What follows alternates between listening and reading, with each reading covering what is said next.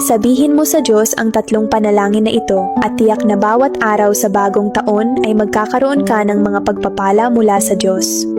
Unang panalangin, Panginoon, salamat po at binigyan mo ako ng pagkakataong magsimula ng isang bagong taon. Puspusin mo po ang aking puso ng iyong kapayapaan at kagalakan upang magsimula ako ng may pasasalamat sa bagong taon. Naway bawat desisyon ko ay sumunod sa iyong gabay at magpatuloy sa landas na inihanda mo para sa akin. Ikalawang panalangin, Panginoon, ipinagpapakumbaba ko po sa iyo na maglatag ng malinaw na daan sa aking buhay.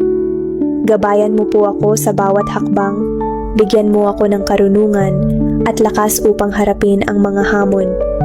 Anuman ang pagsubok at unos na dumaan, matutunan kong magtiwala sa iyo at magpatuloy na may tapang. Ikatlong panalangin, Panginoon, ingatan mo po kami ng aking pamilya mula sa lahat ng panganib at pag-aalala.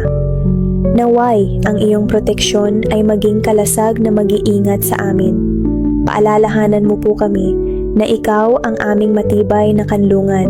Kami po ay hindi nag-iisa, sapagkat ikaw ay laging kasama namin, gumagabay sa bawat hakbang namin. Kung naniniwala kang pagpapalain ka ng Diyos sa bagong taon, mangyaring magkomento ng Amen.